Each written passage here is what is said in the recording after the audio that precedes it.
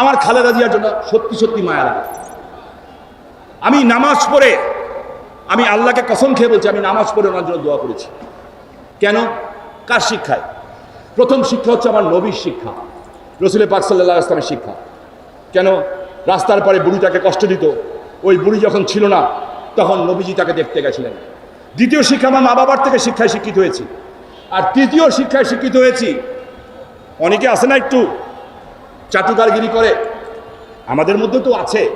যখন বেগম খালেদা জিয়া খুব অসুস্থ, তখন আমার নেত্রীর সামনে একজন যে এমন একটা কথা বললেন মাননীয় প্রধানমন্ত্রী শেখ হাসিনার সামনে, আমি দেখলাম জাতির পিতার কন্যা শেখ হাসিনা তার দিকে চোখ পাকিয়ে তাকিয়ে বললেন, ভবিষ্যতে এই ধরনের কথা বলবে না। ও থতমত খেয়ে গেল, বলল যখন মানুষ অসুস্থ হবে সে যদি তোমার দুশ্মন হয় তার জন্য দোয়া করবে, এই কারণে করবে যদি তোমার ক্ষতি তার দ্বারা হয়ে থাকে তোমার দোয়া কবুল হবে।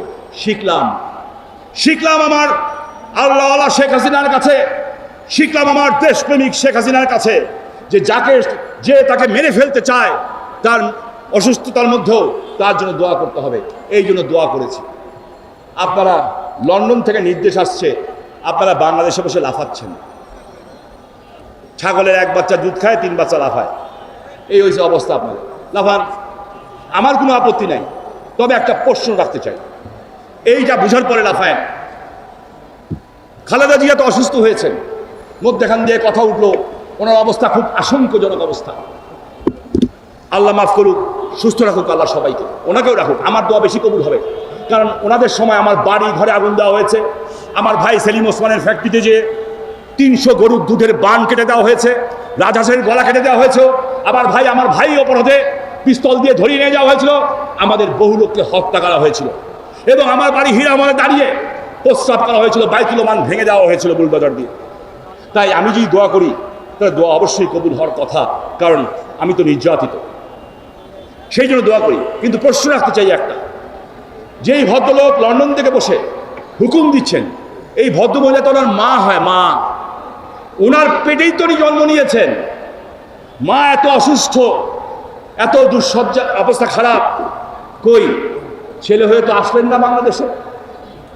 ও কেন আসলেন না? বুকের কলজা নাই, সাহস নাই, কিংবা মানসিকভাবে দুর্বল যে আমি খুন করেছি, গেলে ফেসে যাব? বাদ দেন, আপনি লন্ডনেই থাকেন, আরামে থাকেন, আমাদের আপত্তি নেই। আপনার ছেলের বউ ম্যাডাম খালেদা জিয়ার ছেলের বউ, নিজের ছেলের বউ, উনি তো একজন বড় ডাক্তার, নামকরা ডাক্তার, ভালো ঘরের মহিলা। উনি তো এত বড় ডাক্তার, শাশুড়ি তো মায়ের মতোই। শাশুড়ি আর মায়ের তফাৎ কি? আমার মা যখন মৃত্যু সজ্জায় কিংবা অসুস্থ, আমি তো দেখেছি আমার বোনরা যা সেবা করেছে, আমার স্ত্রী একই রকম সেবা করেছে, কোনো অংশে কম করে নাই। এটাই তো বাংলাদেশের কালচার, এটি তো আমাদের দেশের শিক্ষা, এটি তো বাংলাদেশের মহিষী নারী, এটি তো আমার মায়ের জাতের শিক্ষা। কই উনি তো আসতে পারতেন, উনিও তো আসলেন না, উনিও আসেন নাই। কিন্তু আচ্ছা বাদ দেন, লন্ডন থেকে পাস করা লেখাপড়া ব্যারিস্টার, দাদি আমি যখন বাসায় যাই সবার আগে, এখন আমি আমার কাউর দিকে তাকাই না, আমি খুঁজি আমার নাতি কোথায়। ও যখন আইসা বলে তাতা ভাইউ, আমার মনে হয় আমার বুক ভরে গেল, আমার সমস্ত ক্লান্তি দূর হয়ে গেল। ঠিক ওই রকমই তার নাতনি, ওইটা নাতনি। আপনিও তো আসলেন না দাদির পক্ষে কেস করতে।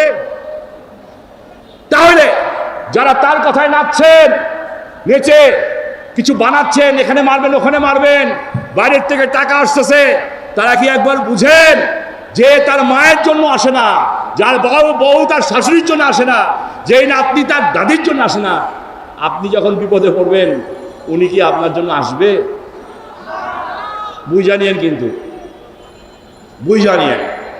তাই আজকে আপনাদের উদ্দেশ্যে একটা কথা বলতে চাই, কালকে আমি থাকবো কিনা জানি না। নারায়ণগঞ্জে যারা আওয়ামী লীগ করেন কিংবা আওয়ামী লীগের পরিবারে বড় বড় নেতা নেত্রী আছেন, আমি ভাই কর্মী, নেতা আছেন, নেত্রী আছেন, শেখ হাসিনার বদলতে বড় বড় পদ পেয়েছেন, দয়া করে মাঠে নামেন, আসেন। আওয়ামী লীগের জন্য না, নেত্রীর জন্য না, বাংলাদেশটাকে বাঁচানোর জন্য আমরা সবাই একসাথে কাজ করি।